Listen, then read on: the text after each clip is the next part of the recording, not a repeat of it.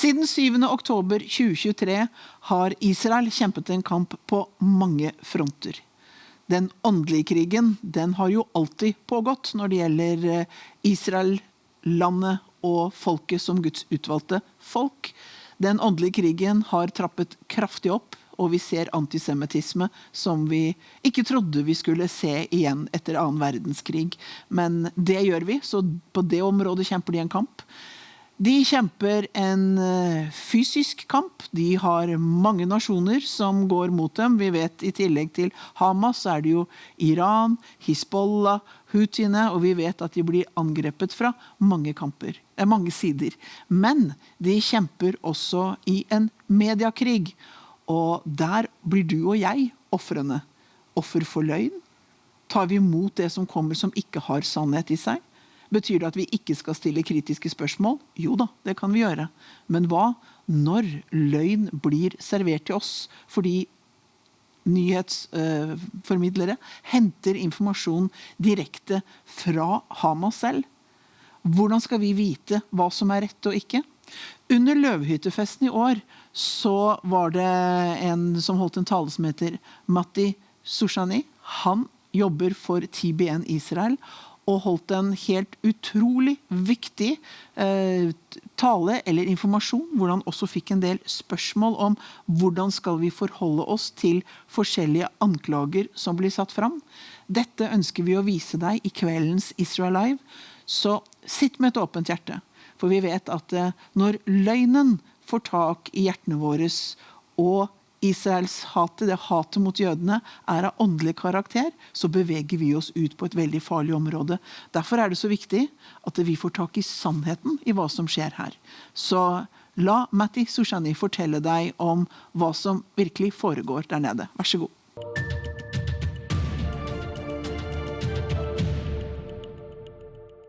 So I'm going to tell you guys what we're about to do in the next 20 or so minutes or till they stop me. First of all, this isn't just a presentation. We open this up to questions.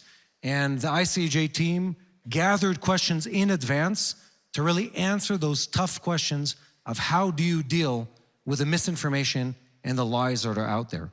And let me tell you, there are a whole lot of lies and a whole lot of misinformation that's out there. And especially if you're young and on social media, it's almost impossible to know what is true and what is false nowadays, especially if you're young and especially on social media. So what we're going to try to do in the next several minutes is break down and answer some of the most painful, most touchy, most discussed topics about what's happening in this part of the world. And these are questions we get asked all the time, everywhere I go, anytime I go. People ask this, we see it in the comments all the time, and I want to explain why.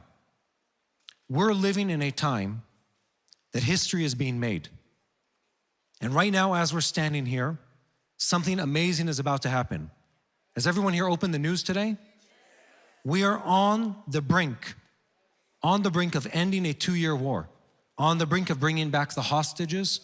Right now, people around the world are waiting to see the news coming out of Israel.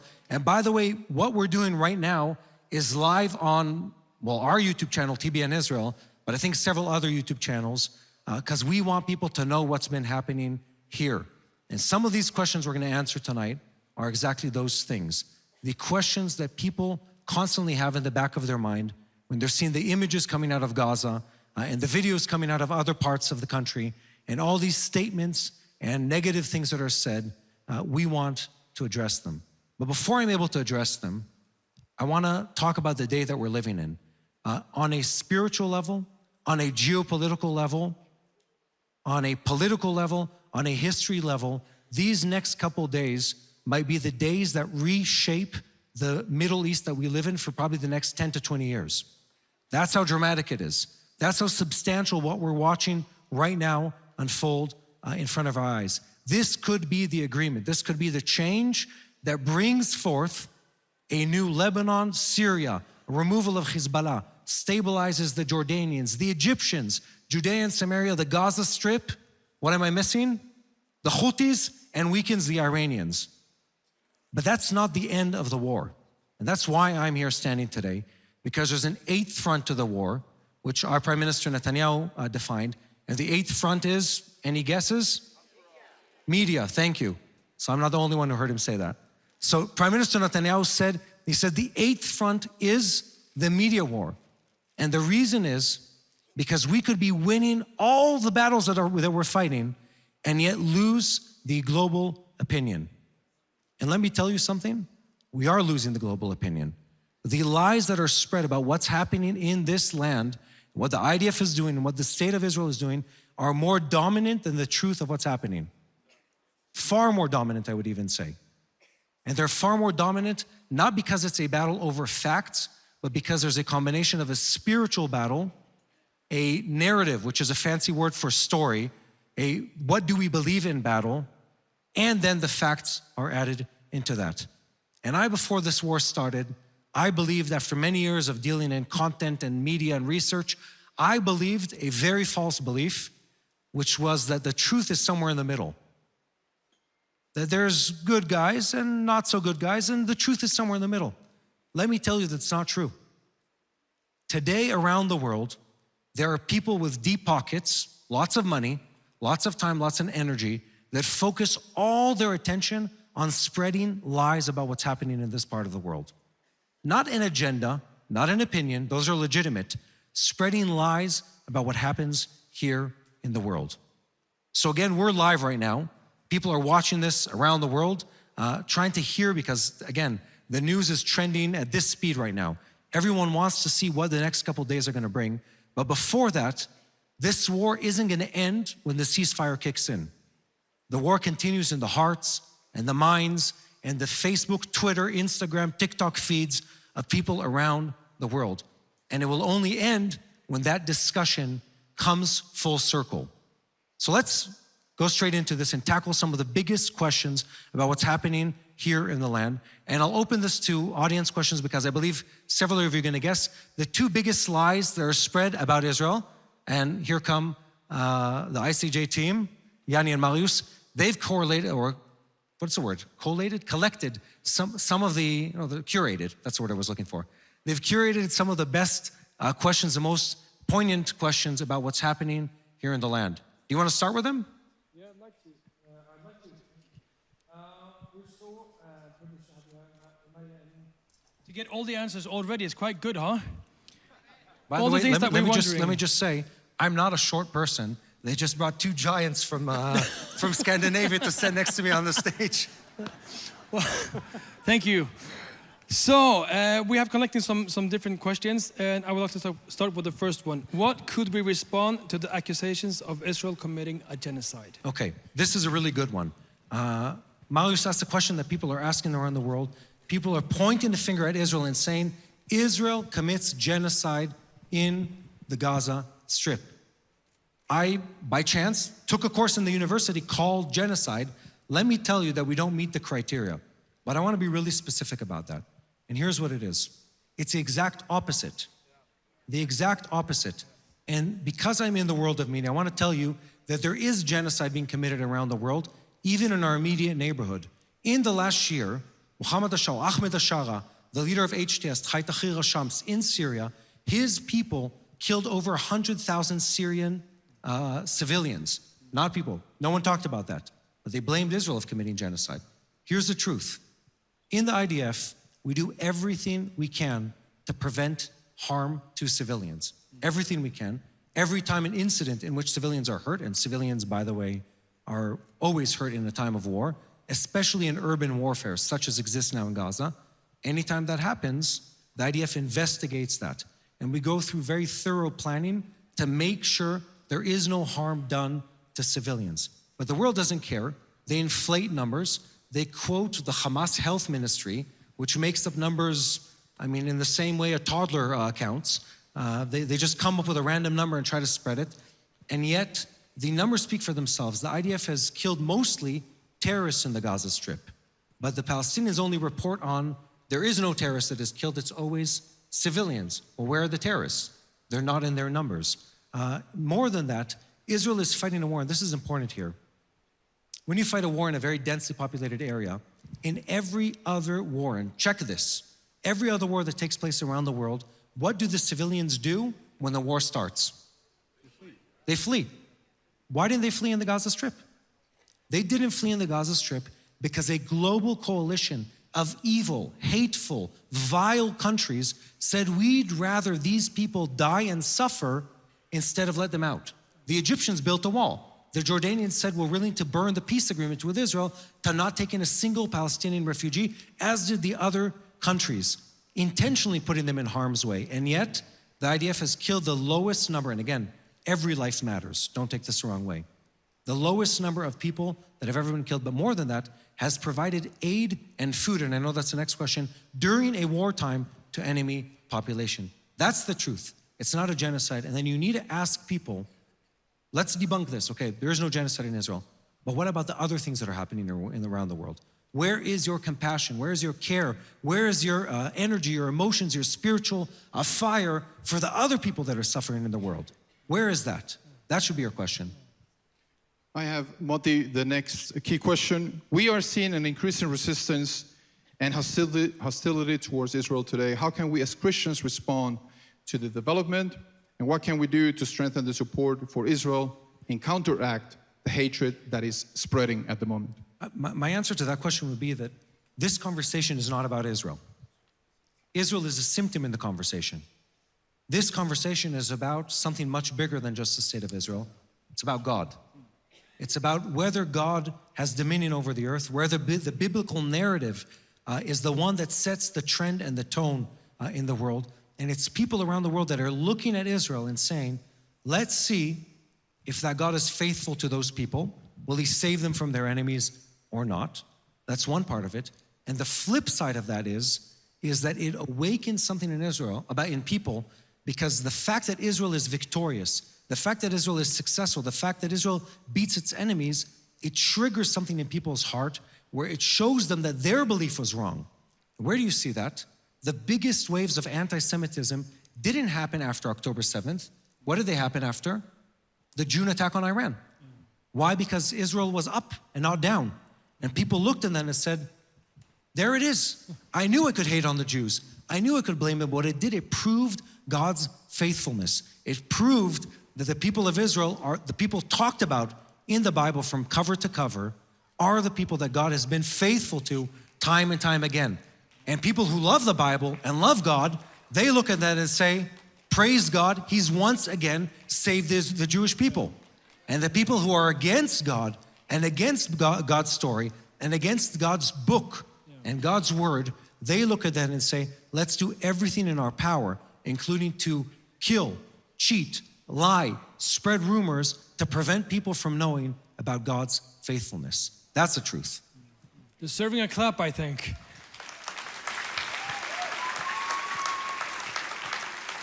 Next one.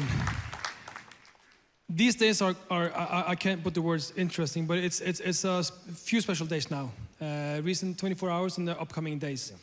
Even if Hamas is disarmed, can lasting peace really be achieved in Gaza when extremist groups and anti-Israel ideologies still exist? Yes, but like everything in history, I want to tell you something. These last 2 years are testament to how significant leadership is, and I'll explain that statement. In Israel, I grew up in Israel, I live in Israel, we get to live a life that is blessed even without having to put an effort into it, because we had generations of virtuous and God-fearing leaders who did the right thing time and time again.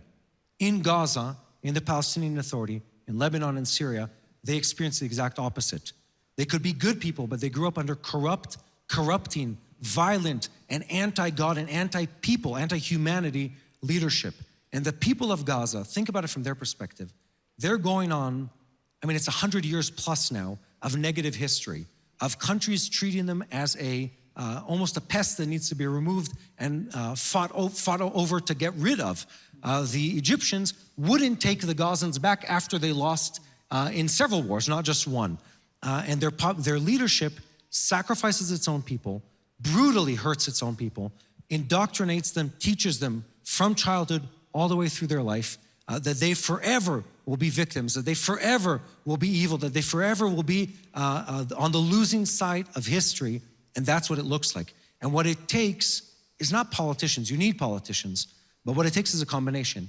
You need long-sighted politicians who say, 20 years from now, I want that kid to have an opportunity that's different than what he has today, and then to act according to that. And it takes a global village, such as we have today, to say, let's do something right for these people. Let's stop the cycle of violence and cycle of hatred and cycle of victimhood that these people have experienced for generations. And that's what I think we're about to see. It's not all from good interest, but the interests aligned one way or another. And that's how God usually works, by the way. We only see it in hindsight. And if the Qataris, the Saudis, the Emiratis, the Jordanians, the Egyptians, the Palestinian Authority, and other countries around the world, including the Turks, are willing to say, let's rebuild Gaza, then let them rebuild Gaza. Let them bring a better education system. Let them demilitarize and remove the missiles and the bombs, and let the kids have something different. And then, in 25 years, my kids can talk about the peace that we have with those people. That's how long it takes. Great answer. The next question is, how do we discuss the different accusations and condemnations regarding Israel, and how politically do you think we should be? Okay, can we split that? Yeah. I want to take the biggest accusation that's made against the state of Israel is one that goes to our nature, and it says we're trying to starve the people of Gaza. Have any of you heard that accusation? Have any of you seen the videos of the starving Gazan children? Yes, they're false. How do I know this? No, I've been there. I've seen the food go into Gaza. By the way, if everything works out, I'm going in tomorrow morning also to see how the food is distributed in Gaza. But I've seen firsthand the food trucks going into the Gaza Strip and the piles and piles and piles of food waiting outside. Let me throw out some numbers at you. In the Gaza Strip, the number of calories that was provided to every person in the Gaza Strip throughout the war is over 3,000 per day.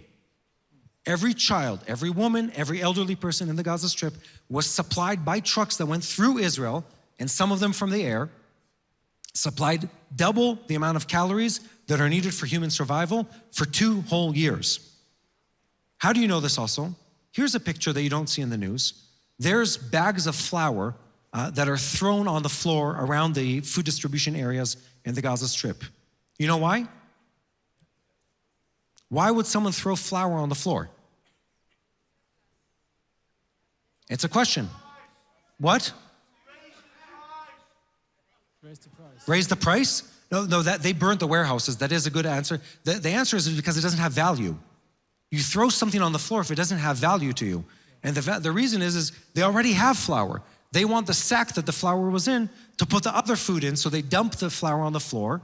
And there's tons of pictures of it if you look for it.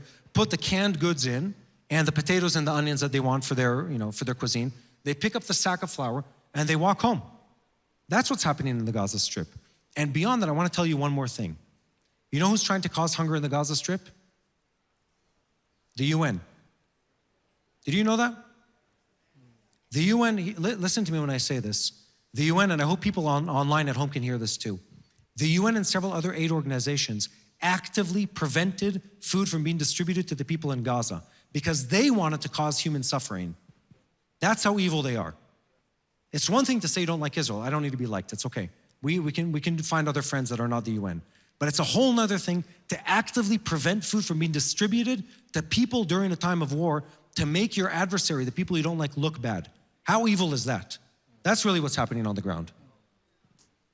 I don't think I answered the question, but that is an answer. Well, you did.